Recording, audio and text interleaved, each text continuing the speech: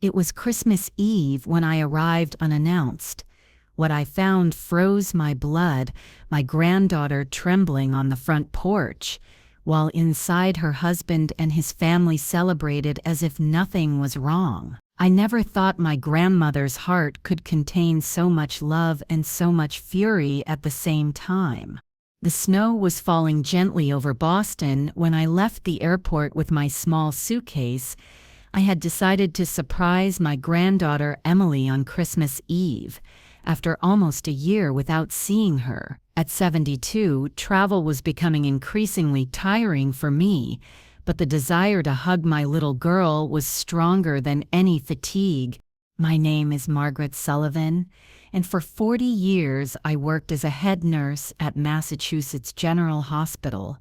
I've seen everything: lives beginning, lives ending, miracles and tragedies. I thought nothing could surprise me anymore. How wrong I was. The taxi moved slowly through streets adorned with Christmas lights. Families walked bundled up, some heading to midnight mass, others returning home for dinner. I smiled, imagining the look of surprise on Emily's face when she saw me at her door. I hadn't called. I wanted to give her an unexpected joy. Emily had always been my pride. From a young age, she showed extraordinary talent for painting. I remember when, at 5, she filled entire notebooks with colorful, vibrant drawings. Being her grandmother, I was the one who gave her her first set of oil paints when she turned 12. "Grandma, one day I'll exhibit in the best museums," she told me with bright eyes. And I believed her. I always believed in her. But life doesn't always respect our dreams. Emily met Bradley Reynolds 5 years ago at an exhibition where she was presenting her work. He, a lawyer at a prestigious firm and son of a retired judge, was captivated by her. At least that's what he said. They married barely 6 months later, and Emily gradually abandoned her brushes. The calls that once bubbled with enthusiasm became distant. "Everything's fine, Grandma," she'd repeat, but I noticed something broken in her voice. Then came 3 miscarriages, each loss opening a deeper abyss in her soul. I tried to visit her several times, but there was always an excuse. "Bradley has commitments. Bradley's family has organized a trip. I'm too tired, Grandma." This time, I wouldn't accept any refusals. It was Christmas, and no grandmother should spend the holidays away from her loved ones. The taxi stopped in front of the elegant brownstone in Boston's Beacon Hill neighborhood. I paid the driver and adjusted my coat. The doorman recognized me from previous visits and let me in with a smile. "Miss Emily will be glad to see you, Mrs. Sullivan," he said. I walked up to the 3rd floor. The hallway smelled of pine and cinnamon, decorated with Christmas motifs.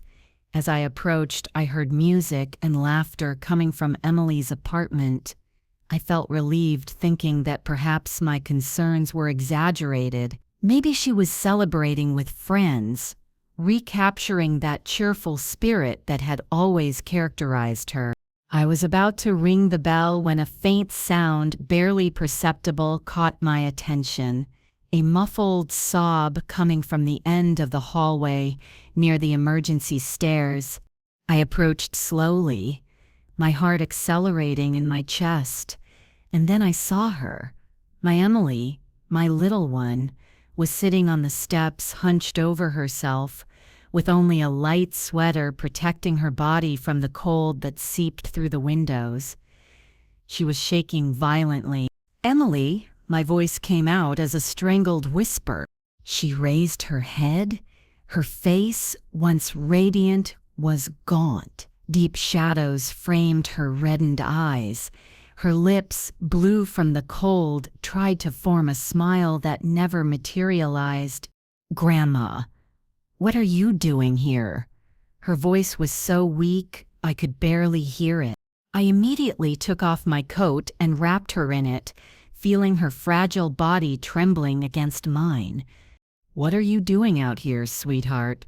Why aren't you inside?" I asked, though a terrible presentiment was already growing within me. Emily lowered her gaze. "I can't go in. Not like this. I don't want to ruin their party." From the apartment, the laughter and music continued. I recognized the strident voice of Catherine, Bradley's mother, followed by the laughter of what I assumed was the entire Reynolds family. "What do you mean, Emily? It's your home." A tear slid down her cheek.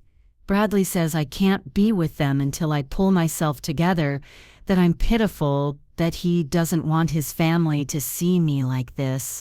The blood boiled in my veins.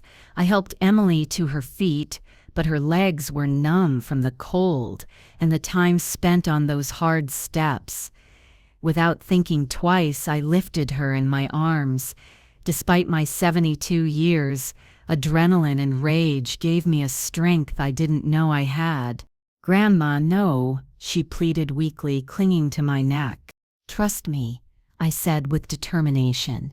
With Emily in my arms, I advanced toward the apartment door. I didn't ring the bell. I knocked with my foot 3 times, with all the strength I could muster.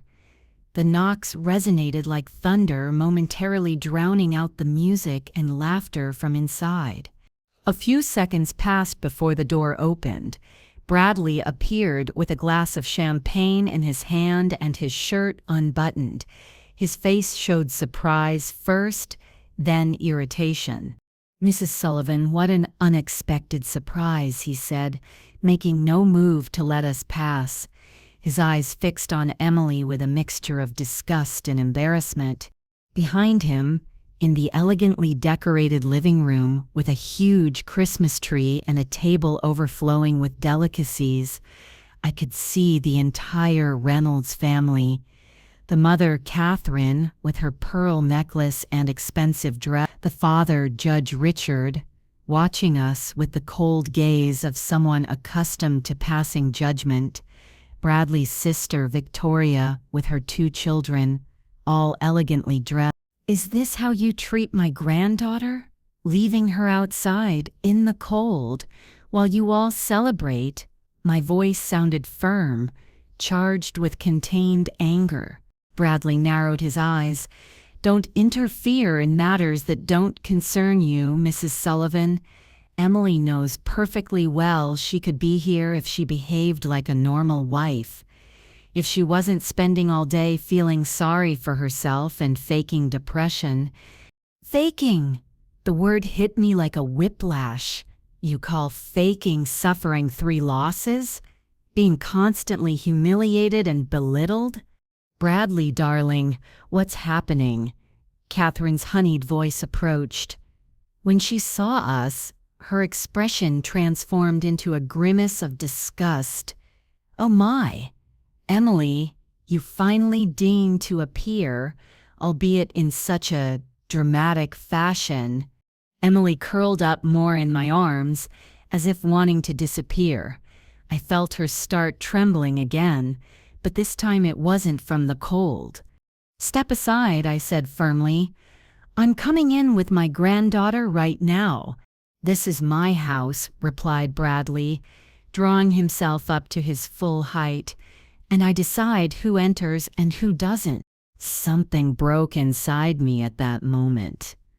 All my decades as a nurse, confronting arrogant doctors and impossible situations, had prepared me for this instant.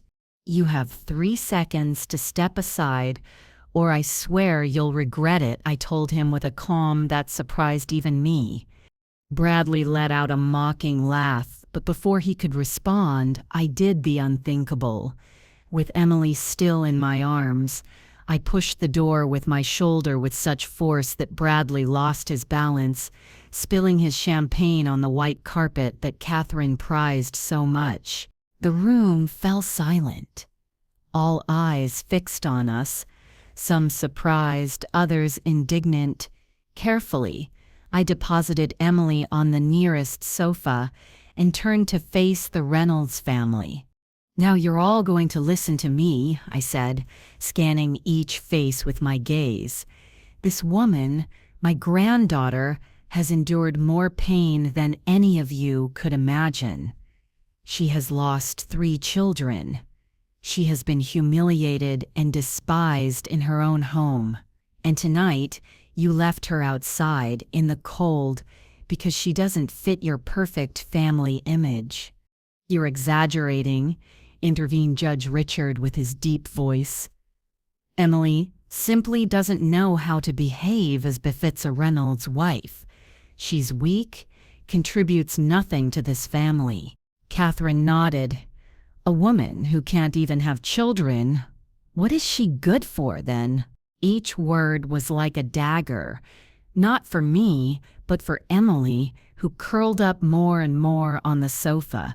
"You know what she's good for?" My voice rose. "She's a brilliant artist, or was before your son stole that light from her.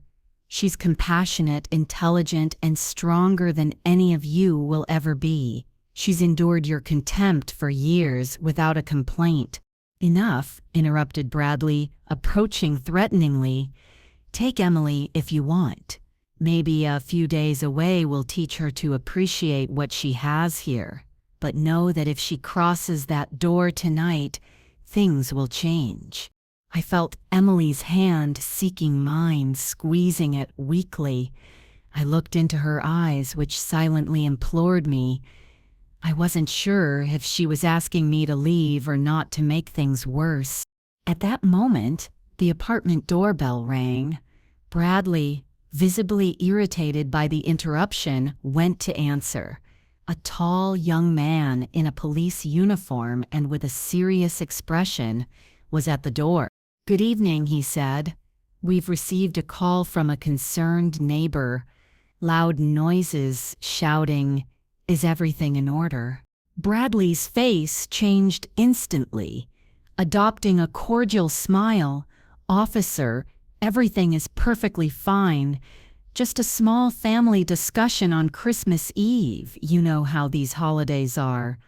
The officer looked beyond Bradley toward the living room, where Emily was still on the sofa, trembling and pale. Their eyes met for an instant, and something in the young man's gaze told me he didn't believe Bradley's version. "Ma'am," he addressed me directly, "is everything okay?" I felt all the Reynolds family's gazes fixed on me, like silent daggers warning me. I looked at Emily, then at the officer, and made a decision. "No, officer," I said clearly. "My granddaughter has been left outside her own home, in the cold, while her husband and his family celebrated. We need help collecting some of her belongings. We're leaving here tonight." The officer nodded seriously. "Of course, ma'am. I'll accompany you to ensure everything proceeds without incident." Bradley paled. "This is ridiculous. Officer, she's exaggerating. My wife wasn't feeling well and went out for some air. Nobody threw her out." The officer maintained his impassive expression. "I understand. Still, I'll accompany the ladies while they collect what they need." I leaned toward Emily and whispered in her ear, "Come on, honey, get what's essential. We're going to my hotel tonight, and tomorrow we'll decide what to do." She nodded weakly, and, with my help and the attentive gaze of the officer, stood up. I accompanied her to the bedroom, aware of the hostile looks following us. While Emily put some clothes in a small suitcase, I observed the bedroom she shared with Bradley. It was elegant, cold, without any personal touch that reminded me of the Emily I knew. There were none of her paintings on the walls, no art books on the shelves. It was as if her identity had been systematically erased. In a corner, behind a wardrobe, I caught sight of something that constricted my heart, an easel covered with a sheet, as if it were something shameful that needed to be hidden. I uncovered it and found a half-finished canvas. It was a self-portrait of Emily, but not the current Emily, but the one she had been, vibrant, full of life, with eyes sparkling with creativity. "I haven't painted for months," she said quietly, following my gaze. "Bradley says it's a waste of time, that I should focus on being a good wife." I felt something breaking inside me. Without saying anything, I carefully placed the canvas in the suitcase, along with some brushes and tubes of oil paint I found hidden in a drawer. "This comes with us," I told her with determination. When we left the bedroom, the Reynolds family was still in the living room, watching us with a mixture of contempt and concern. The police officer stood firm by the door, his presence deterring any attempt at intervention. Bradley approached Emily with that manipulative smile that I now clearly saw through. "Emily, honey, you don't have to leave. You know this is your home. Your place is here, with me, with our family." Emily trembled but didn't respond. I took her hand firmly. "I'm taking her with me tonight," I said, looking him directly in the eyes. "And if you have any decency, you won't try to stop her." Judge Richard rose from his seat, his imposing figure exuding authority. "Be careful what you do, Miss Sullivan. Our family has influences that you can't even imagine." The police officer cleared his throat, reminding us of his presence. "Sir, I would advise you not to make comments that could be interpreted as threats." Judge Richard shot him an icy look but kept silent. I turned to Emily, who seemed to be gathering all her strength to stay on her feet. "Let's go, sweetheart," I said gently. With the suitcase in one hand and supporting Emily with the other, we headed for the door. The officer pursued us, remaining alert. Before leaving, I stopped and looked one last time at the Reynolds family. "You'll regret how you've treated my granddaughter," I said with a calm that contrasted with the storm I felt inside. "I don't know how or when, but life has curious ways of delivering justice." As I closed the door behind us, I heard the sound of a glass breaking against the floor, followed by Bradley's furious voice cursing, but I no longer cared. All that mattered was the fragile woman who leaned on me as we descended in the elevator. The officer accompanied us to the street and helped us get a taxi. Before saying goodbye, he handed me a card. "My name is Nathan Miller," he said with a kind but professional voice. "If you need anything, or if Mr. Reynolds tries something, call me directly at this number." I thanked him sincerely, noticing something in his gaze as he observed Emily. It wasn't pity, but a kind of recognition, as if at some level he understood what she was going through. In the taxi, with Emily resting on my shoulder, I allowed myself to breathe deeply for the first time since finding her on the stairs. I had managed to get her out of there, but I knew this was just the beginning.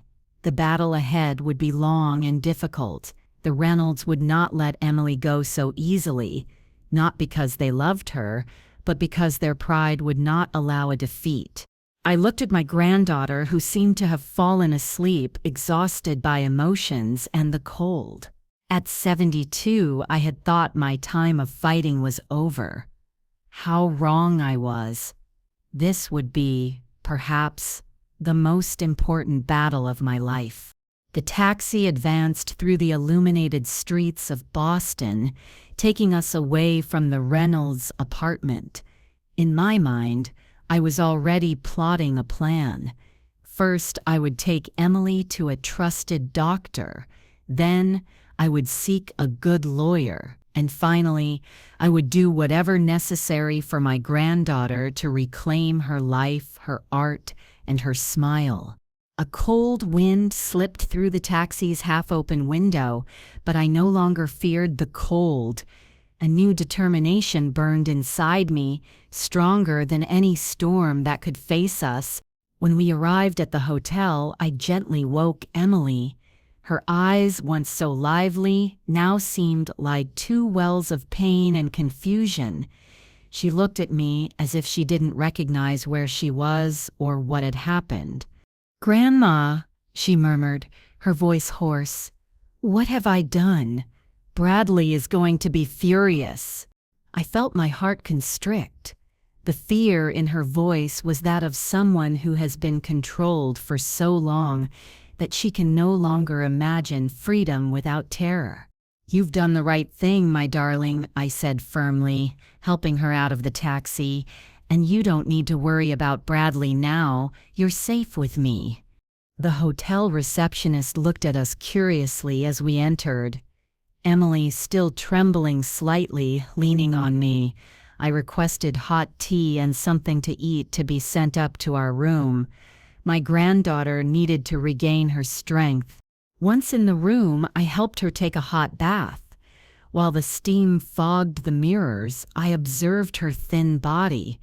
Too thin, her ribs showed beneath her pale skin, and several yellowish bruises, old ones, decorated her arms. I bit my lip to contain the rage. How had I not realized before? How had I allowed this to go so far? Emily noticed my gaze and quickly covered herself with a towel, embarrassed. "It's not what you think, Grandma," she said weakly. "I fall sometimes. I'm always distracted. As Bradley says." I didn't respond. There was no need. We both knew the truth, though she might not yet be ready to admit it aloud. I helped her dress in clean pajamas that I had brought in my suitcase. I always carried an extra, a lifelong habit. As I combed her wet hair, I remembered the afternoons in Boston, when Emily was little and would come to spend summers with me. She always asked me to brush her hair before bed, and I would tell her stories from my days as a nurse. "Remember when I told you about that patient who painted despite having lost her sight?" I asked softly. Emily nodded, a slight smile appearing for the first time. "Mary, you said her paintings were filled with more light than those of many who could see." "Exactly," I said, continuing with the rhythmic brushing, because Mary never let circumstances rob her of her passion. Not even darkness could extinguish her inner light. Emily remained silent for a moment and then whispered, "But I'm not like Mary, Grandma. I let them extinguish me. I allowed Bradley and his family to convince me that my art was worth nothing, that I was worth nothing without a child in my arms." I set the brush down and sat facing her, taking her hands in mine. "Listen to me well, Emily. What they've done to you is terrible, but it's not your fault. They manipulated you, isolated you, made you doubt yourself. That's what people like them do, but that doesn't mean you can't reclaim your light." She looked at me, her eyes filled with tears. "I'm afraid, Grandma, Bradley won't let me go just like that. His family, they have connections, money, power. And we have something stronger," I replied with conviction. "The truth, and the stubbornness of an old nurse who has seen too much to be intimidated now." A knock at the door interrupted our conversation. It was room service with tea and some sandwiches. Emily barely touched the food, but drank the tea eagerly, as if the warmth could thaw the cold that had settled in her soul. After dinner, I convinced her to go to bed. She fell asleep almost immediately, exhausted by emotions. I watched her as she slept, her face finally serene, free from the constant tension that seemed to accompany her when awake. I took out my phone and stepped onto the small balcony of the room so as not to wake her. The night was cold and Boston sparkled beneath the Christmas lights. I dialed the number of my friend Sarah, a lawyer I had met when I was still working at the hospital. After many years dealing with domestic violence cases as a nurse, I had formed a small network of trusted professionals. Margaret, what's happening? It's Christmas Eve, Sarah answered, surprised. I know, and I'm sorry, I said, watching the city lights. But I need your help urgently. It's my granddaughter, Emily. I told her everything that had happened that night, from finding Emily trembling on the stairs to our escape with the help of the police officer. Sarah listened in silence, only interrupting occasionally to ask a specific question. The Reynolds, she finally said with a heavy sigh. It's not going to be easy, Margaret. Richard Reynolds has connections in every court in Boston, and his son has followed in his footsteps regarding influences. I know, I replied, but I won't allow my granddaughter to return to that hell. There must be something we can do. There is, said Sarah, her voice taking on a more professional tone. Tomorrow we'll file a complaint for psychological abuse. The bruises you mentioned will also help us, even if she denies them. But Margaret, you must prepare yourself. It will be her word against theirs, and the Reynolds know how to play this game. Then we'll play better, I responded, feeling a determination I hadn't experienced in years. Thank you, Sarah. I'll see you tomorrow. When I returned to the room, Emily had woken up and was sitting on the bed, hugging her knees. She looked scared. Grandma, my phone rang. It's Bradley. He's called 5 times.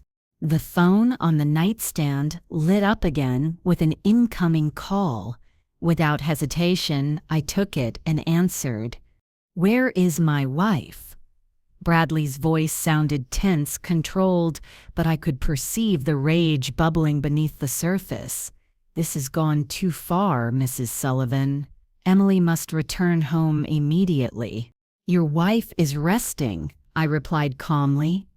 And no, she won't be returning to what you call home, not tonight, not tomorrow. Listen to me carefully, his voice lowered, threatening. If you think you can take Emily away just like that, you're very wrong. My father is already speaking with Judge Ramirez. By tomorrow, I'll have an order that will force you to return my wife to me, whether she wants to or not. A chill ran down my spine, but I maintained my composure. Are you threatening me, Bradley? Because if so, you should know that we've already spoken with the police. Officer Miller was very kind and seems very interested in the bruises Emily has on her arms. There was silence on the other end of the line. You don't know who you're messing with, he finally said, his voice cold as ice. Enjoy this night with Emily. It will be your last. Before I could respond, he hung up. Emily was watching me with terrified eyes. What did he say? She asked. Nothing you need to worry about, I replied, sitting beside her and stroking her hair. Bradley is angry, but he can't do anything to us. Tomorrow we'll meet with a lawyer, an old friend of mine. She'll help us. Emily didn't seem convinced. You don't know him like I do, Grandma. When Bradley wants something, he gets it. And his father, Judge Reynolds, can make any judge sign whatever he wants. I looked into her eyes, those eyes she inherited from my son, her father, eyes that were once full of life and now clouded by fear. Listen to me well, Emily, I said firmly. I've spent 40 years of my life fighting for my patients in situations where everyone said there was no hope. And I promise you, by your father's memory, that I won't let them take you back to that place. Not while I live. Something in my words seemed to reach her. Her shoulders relaxed slightly, and she nodded. Now sleep, I said, kissing her forehead. Tomorrow will be an important day. Emily lay down again, and I sat beside her until she fell asleep. My mind, however, was far from rest. Bradley's words echoed in my head, along with Sarah's. I knew it wouldn't be easy to face the Reynolds, but I also knew we had no choice. My granddaughter deserved a better life, deserved to reclaim her voice, her art, her essence. As the night progressed, I looked out the window at illuminated Boston. Somewhere in that city, the Runnels would be planning their next move. And here, in this small hotel room, I was planning ours.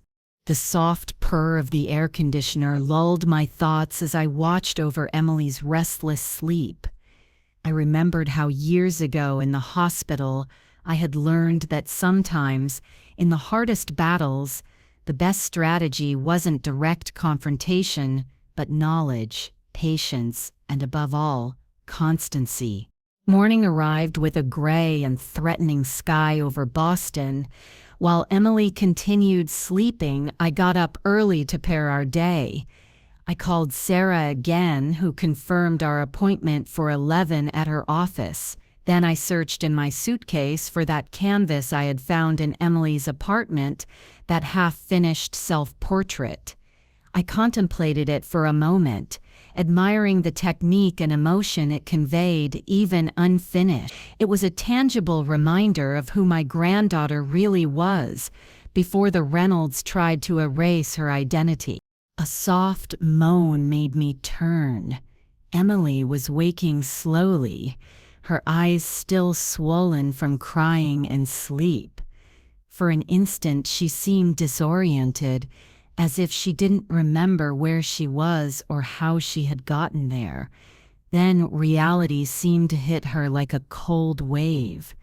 "It wasn't a dream, was it?" she asked with a broken voice. "I really left home, Bradley's home."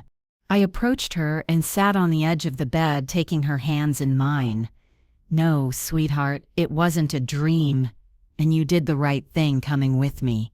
She lowered her gaze, a habit she had developed, as if afraid to show her emotions. "Bradley is going to be furious. You know how he gets when things don't go his way." "Look at me, Emily," I said firmly but lovingly. "Bradley no longer has power over you, not unless you allow him to." A tear slid down her cheek. "You don't understand, Grandma. It's not that simple. They have ways of getting what they want." "I know," I admitted, caressing her cheek. "That's why we're going to fight with all our strength. Today we'll meet with Sarah, my lawyer friend. She'll help us prepare for what's to come." I showed her the canvas I had rescued from her apartment. Her eyes lit up for an instant, a spark of the old Emily peeking through so much pain. "My self-portrait," she murmured, gently passing her fingers over the painting. "Bradley hated that I painted. He said it was a waste of time, that I should focus on being a good wife, on giving him a child." Her words drowned in a sob. I hugged her tightly, feeling how her fragile body trembled with each Cohen breath. "Listen to me well," I said in her ear. "You are an artist. You always have been and always will be. No one can take that away from you. Not Bradley, not his family, not anyone. And as for children, Emily, losing those pregnancies wasn't your fault. You're no less a woman, no less valuable because of it." She pulled away slightly, her eyes searching mine desperately, as if she needed to confirm that my words were sincere. "Do you really believe that, Grandma?" "I believe it with all my heart," I replied, holding her gaze. A timid knock at the door interrupted our moment. I got up to open it, expecting room service with our breakfast. But upon opening, I found the serious face of Officer Nathan Miller. "Good morning, Mrs. Sullivan," he said with a professional but kind tone. "I'm sorry to present myself like this, but I believe you should know something important." I invited him in. Emily, seeing him, curled up slightly and covered herself more with the blankets, as if wanting to make herself invisible. The officer greeted her with a respectful gesture and then turned to me. "I've been investigating a bit on my own," he said in a low voice, And I've learned that Judge Reynolds is already pulling strings. A colleague at the station informed me that this morning a kidnapping complaint has been filed against you, Mrs. Sullivan. I felt my stomach contract. Kidnapping? But that's absurd. My granddaughter is an adult woman. She came with me of her own free will. Nathan nodded. I know, and any judge with common sense would see it that way. But Reynolds is pushing for the case to fall into the hands of Judge Ramirez, who happens to be his friend for decades. Emily let out a small moan of distress. I told you, Grandma, that's how they operate. The officer moved a bit closer, lowering his voice even more. That's why I'm here, to warn you and to offer my help. I've seen too many cases like this, where power and connections override justice. Why are you helping us, officer? I asked, genuinely intrigued. Most people would have stayed out of a confrontation with such an influential family. Nathan averted his gaze for a moment, as if my question had touched something personal. My mother experienced something similar, he finally said, and nobody helped her.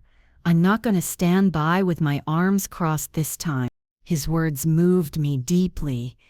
In the midst of so much darkness, small sparks of humanity appeared that reminded me why it was worth fighting.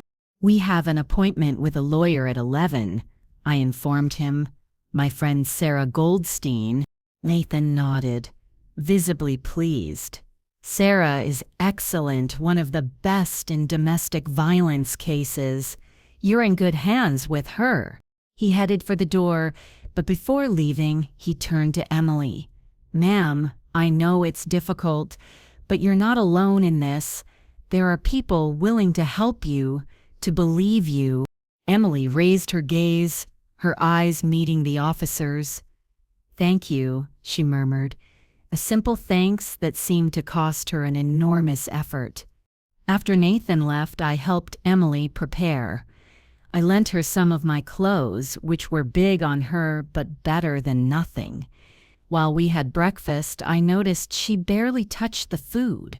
You must eat, Emily, I insisted. You'll need strength for today. She nodded distractedly and took a small sip of coffee. Her phone hadn't stopped ringing all morning. Bradley, over and over. Finally, she turned it off and put it in her purse. I'm afraid to face them, she confessed as we prepared to leave. I don't know if I'll have the courage. I took her face in my hands as I used to do when she was little. You don't have to be brave all the time, Emily. I'll be brave for both of us when you can't be. A solitary tear rolled down her cheek, but she nodded with determination. We left the hotel under an increasingly dark sky.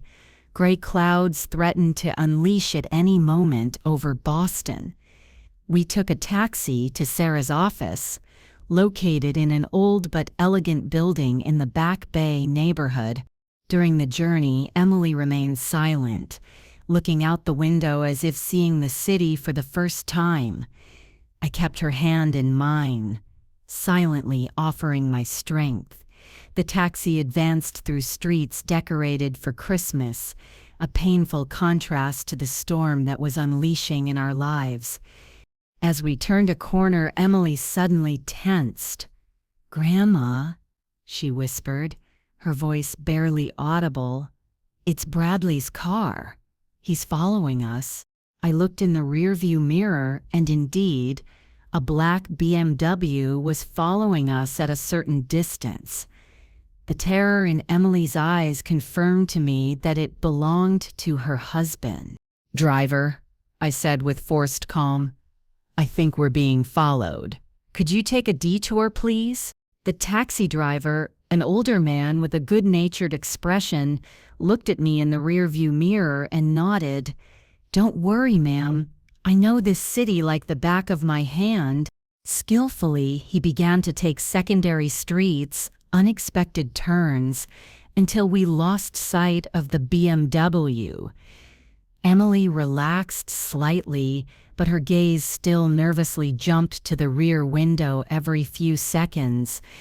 When we arrived at Sarah's office, I paid the driver, leaving him a generous tip. "Thank you for your help," I said sincerely. "Take care, ma'am," he responded, casting a compassionate look toward Emily. "And take care of the young lady. She seems to have been through a lot." Sarah received us in her office, a bright and welcoming space that contrasted with the gravity of the cases she handled. In her 50s, my friend still had that energy and determination that had characterized her since she was young. She hugged us both and invited us to sit. "Margaret has told me the basics," she said, addressing Emily with a soft but direct voice. "But I need you to tell me your version, Emily. Everything you can remember about how Bradley and his family treated you." Emily began to speak, first with a wavering voice, then with more firmness as memories flowed. She told of the gradual control Bradley had established over her, how little by little he had isolated her from her friends, her art, everything she loved. How, after each miscarriage, the Reynolds had blamed her, insinuating she was defective, useless as a woman. She spoke of nights locked in cold rooms, of meals where no one spoke to her, of constant humiliations disguised as advice. And finally, almost in a whisper, she spoke of the physical abuses, the pushes, the grabs that left bruises, the times Bradley had shaken her with such force that she had hit against furniture. "He was always careful not to hit me in the face," she explained. "He said at least I should be presentable when we went out in public so as not to embarrass him." While she spoke, Sarah took notes and occasionally asked questions.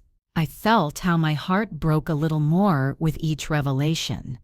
How had I not realized before? How had I allowed my granddaughter to suffer like this for years?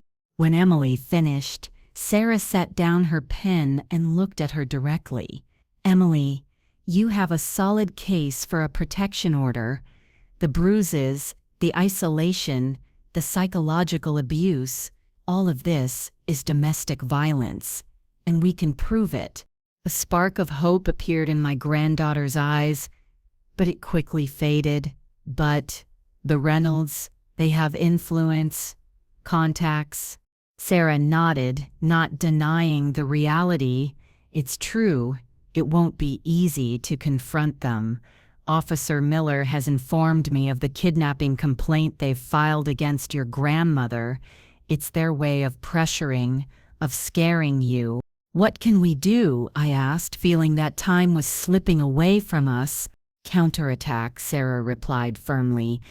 "Right now, we're going to file a complaint for domestic violence. We'll request an emergency protection order, and we're going to need evidence, all we can gather."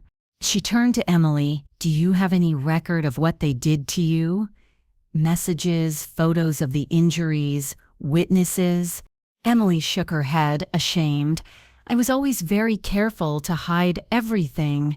I didn't want anyone to know. I felt so ashamed."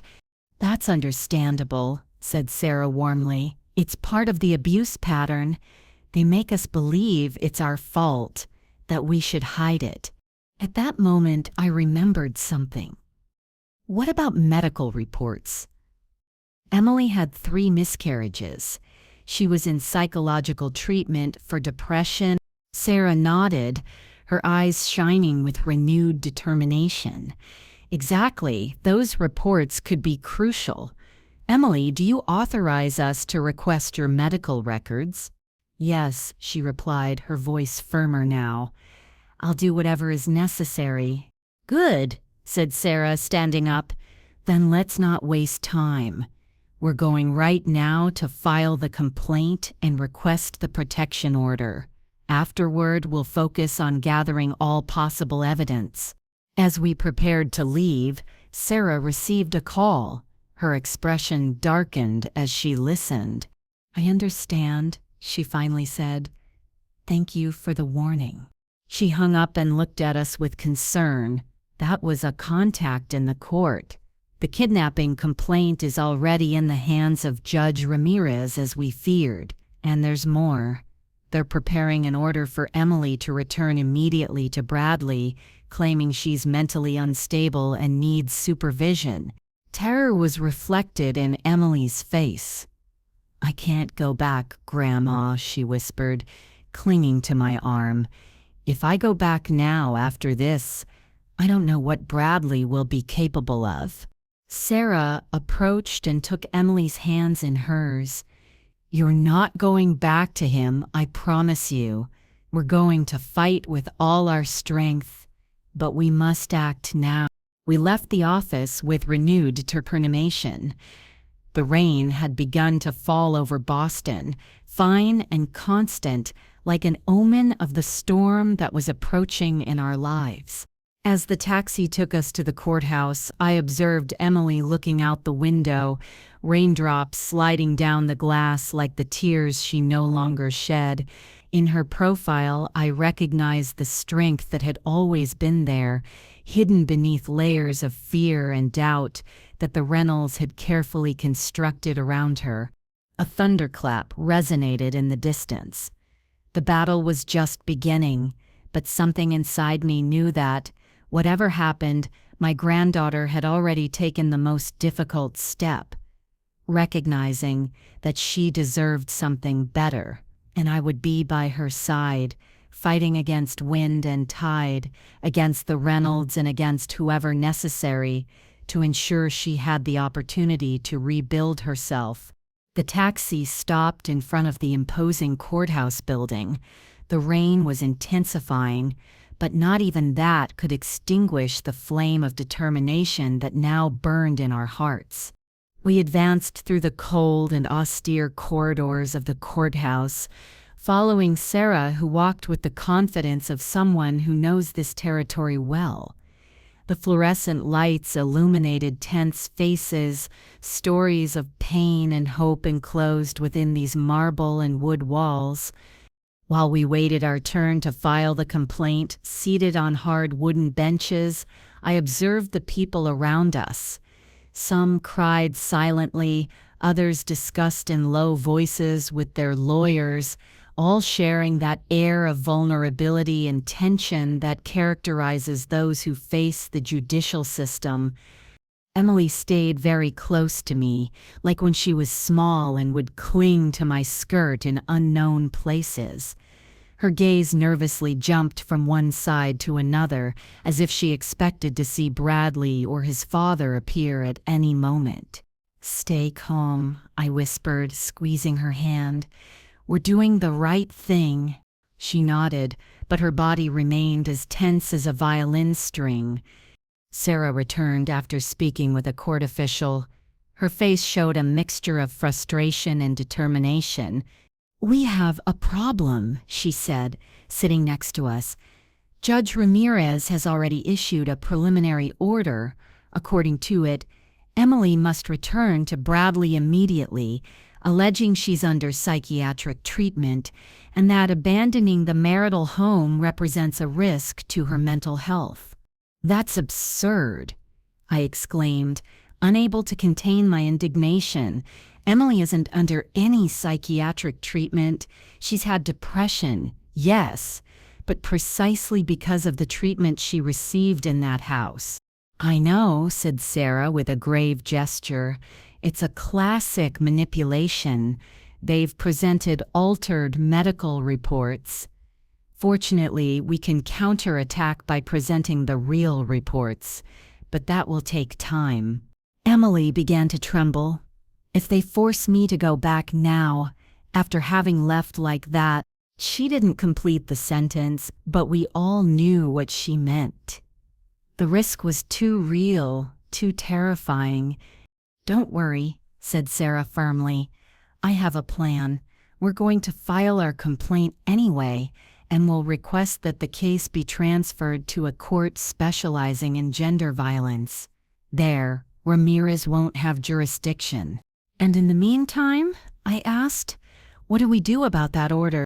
Sarah looked at me gravely. Technically, you should comply with it.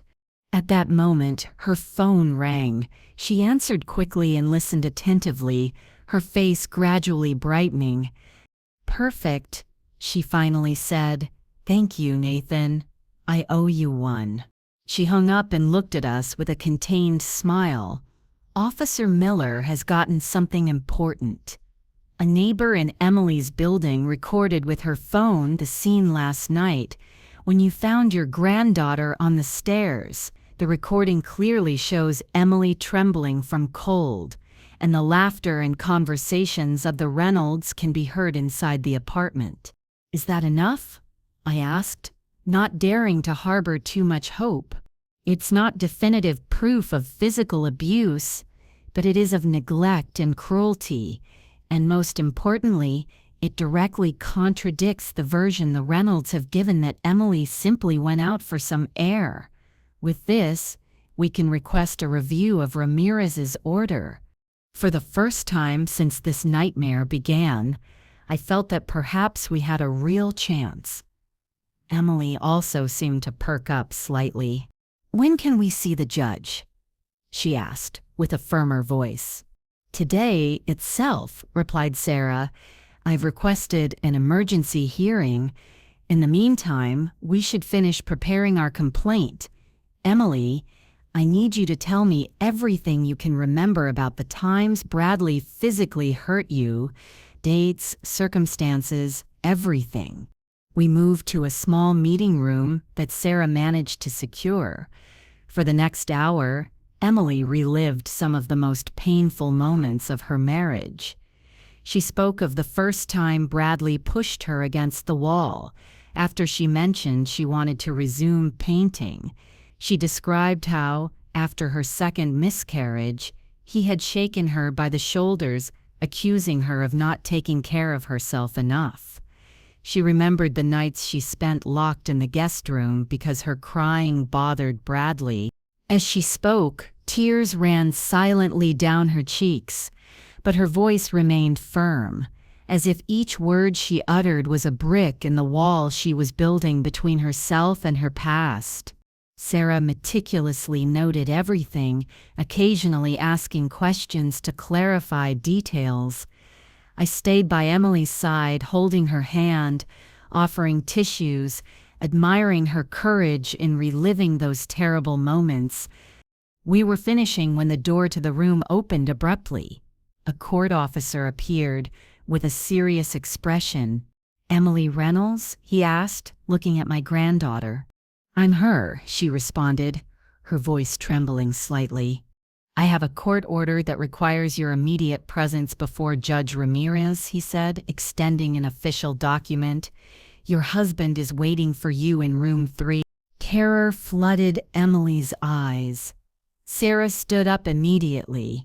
My client is in the process of filing a domestic violence complaint, she said firmly, and I request that any hearing be conducted without the presence of her alleged abuser. The officer looked at Sarah with an impassive expression. I'm sorry, but those considerations should be presented before the judge. The order is clear. Mrs. Reynolds must present herself immediately. Sarah nodded, maintaining her calm. Of course, we will accompany her as her legal representatives. As we gathered our things, Sarah approached us and whispered, Don't worry, I have an ace up my sleeve. Just follow my lead, and Emily, please don't be afraid to speak. Your voice is our most powerful weapon now. We left the room and followed the officer through the labyrinthine corridors of the courthouse. With each step we took, I felt Emily tensing more. I squeezed her hand tightly, trying to convey some of my determination. I'm here, I whispered to her. I won't leave you alone. Room 3 was small but imposing, with its dark wood panels and the elevated dais where the judge presided. Upon entering, The first thing I saw was Bradley, seated next to his lawyer. He wore an impeccable suit, and his expression was one of concern, as if he were the worried husband distressed by the disappearance of his beloved wife. Beside him, Judge Richard observed everything with the calculating coldness of someone accustomed to controlling every situation. Upon seeing us enter, Bradley stood up, as if he wanted to approach Emily, but his lawyer stopped him with a subtle gesture. Instead, he directed us a look that was meant to be of relief, but couldn't hide the underlying fury. Judge Ramirez, a man in his 60s with a severe expression, observed us from the dais. "Mrs. Reynolds," he said, addressing Emily, "I'm glad to see you've decided to appear voluntarily. Your husband has been very worried about you." Sarah stepped forward. "Your Honor, we appear before you, but I must inform you that we are in the process of filing a domestic violence complaint against Mr. Bradley Reynolds. My client fears for her safety and requests a protection order." The judge frowned.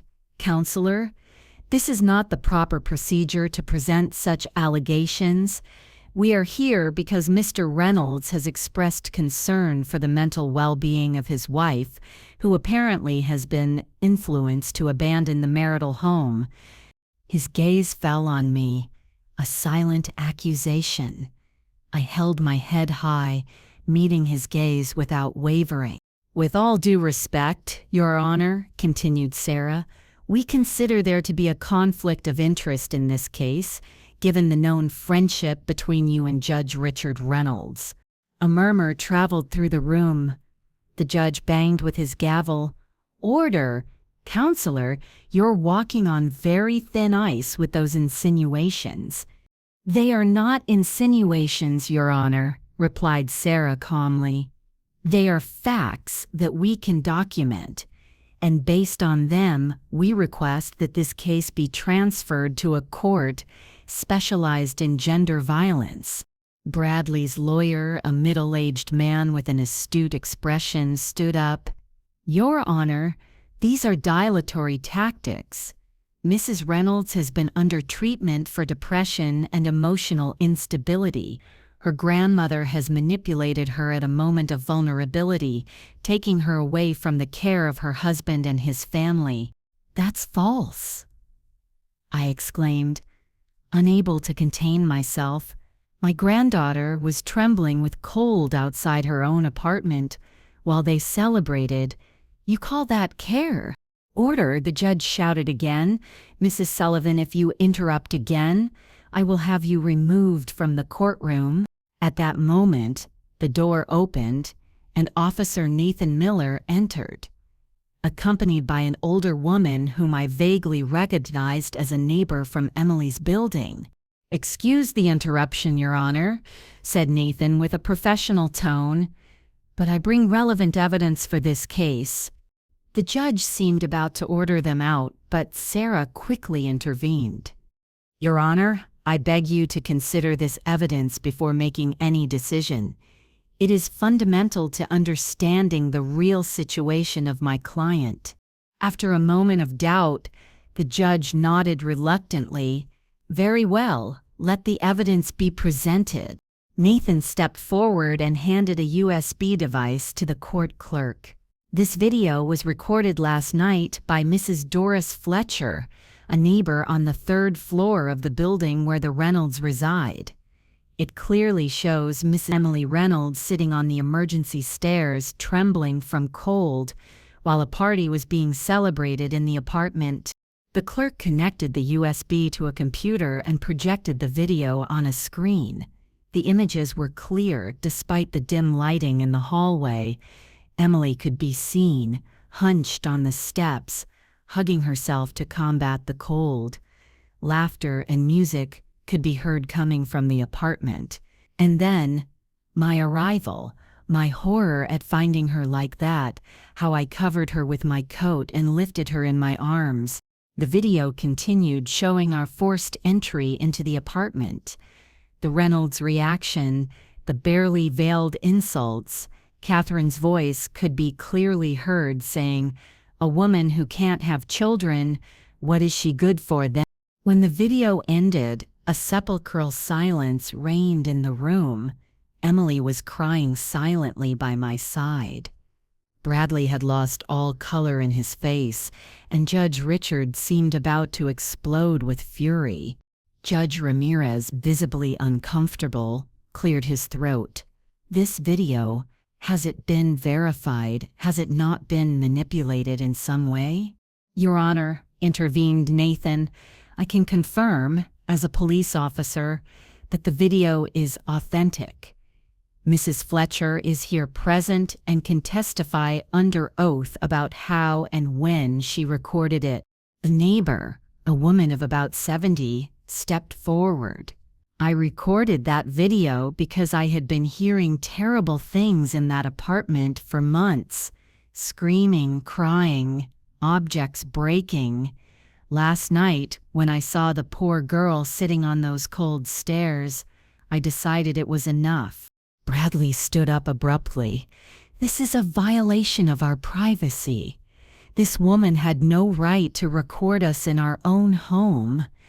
"I was in a common area of the building, Mr. Reynolds," responded Mrs. Fletcher firmly. "And when I see a young woman trembling from cold while her husband celebrates, I believe I have the moral duty to document it." Judge Ramirez seemed increasingly uncomfortable. He looked at Judge Richard, then at us, and finally at the evidence that had just been presented. It was clear he was debating between his personal loyalty and his professional duty. "Given this new evidence," he finally said, "I consider it prudent to temporarily suspend the order that required Mrs. Reynolds to return to her husband. However," he added quickly, "this does not constitute a resolution on the merits of the case. Both parties should present their arguments in a formal hearing next week." It wasn't a complete victory, but it was a reprieve. Emily let out a shaky sigh beside me. Sarah nodded with professionalism. "Thank you, Your Honor. In the meantime, we request a temporary protection order for my client, given the evidence of possible abuse." The judge hesitated, but finally nodded. "Granted, Mr. Reynolds shall maintain a distance of at least 500 feet from his wife until the formal hearing." Bradley's face transformed into a mask of barely contained fury. He leaned toward his lawyer, whispering something to him with an indignant expression. Judge Richard rose slowly, his imposing presence filling the room despite his age. "Your Honor," he said with a voice that oscillated between formal respect and veiled threat, "I hope you remember who your true friends are when the time comes to make a definitive decision in this case." Judge Ramirez visibly paled at these words. He banged with his gavel, as if to disguise his discomfort.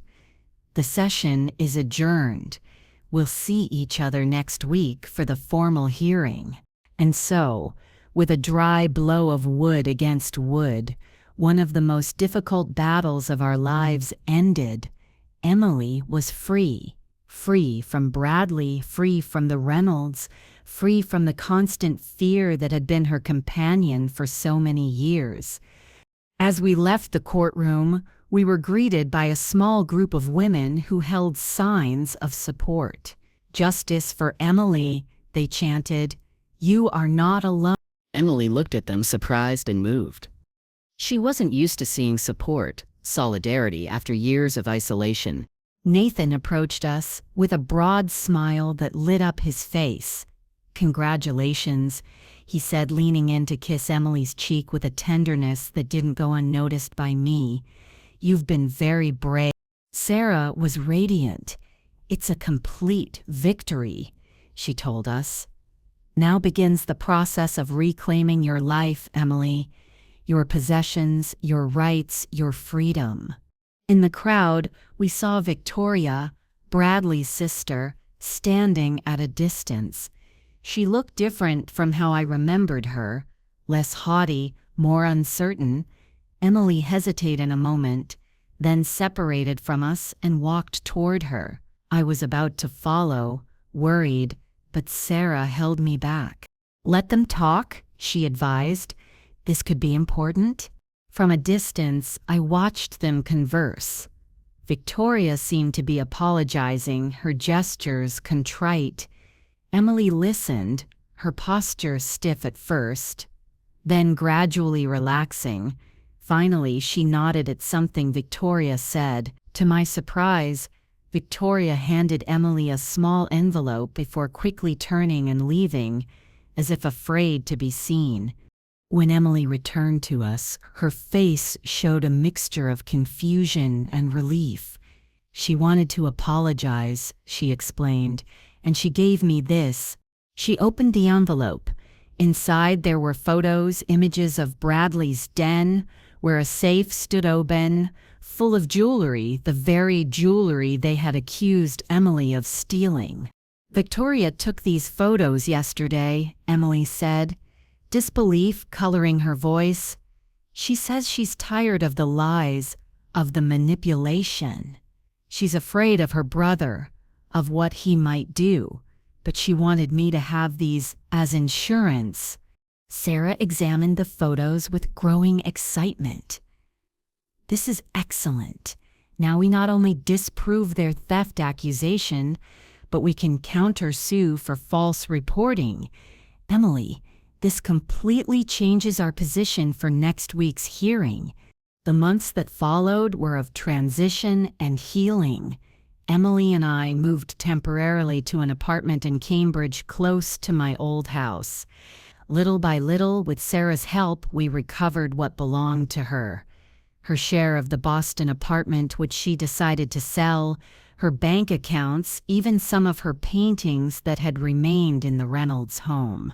But the most important recovery was that of her spirit. Every day I saw how Emily returned to being a little more herself. She began to paint regularly, first small and cautious scenes, then increasingly larger and more daring canvases.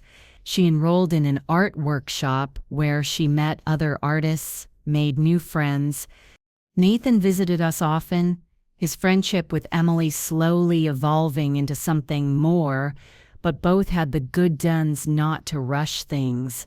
He understood that Emily needed time to heal, to rediscover herself before she could fully open up to another person. One day, almost a year after that fateful Christmas Eve, Emily surprised me with news. She had secured a small gallery in Cambridge to exhibit her paintings.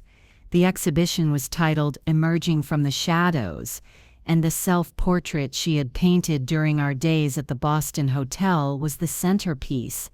The day of the inauguration, as I watched my granddaughter move confidently among the attendees, explaining her work with passion and eloquence, I felt my heart could burst with pride. Nathan was there, discreetly by her side, offering support without stealing her moment of glory. Among the crowd, I distinguished a familiar face, Victoria Reynolds. She had come from Boston for the exhibition, a gesture that meant more than words could express. I approached her, offering her a glass of wine. "Thank you for coming," I said sincerely. She nodded, with a sad but genuine smile. "I couldn't miss it. I needed to see this, needed to see that she's okay." "And you?" I asked. "How are you doing?" Victoria sighed.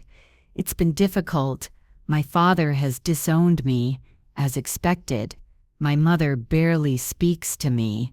And Bradley," she shook her head, "Bradley will never forgive me. But I'm okay. I've gotten a job on my own merits. I have a small apartment, and for the first time in my life I can look in the mirror without shame."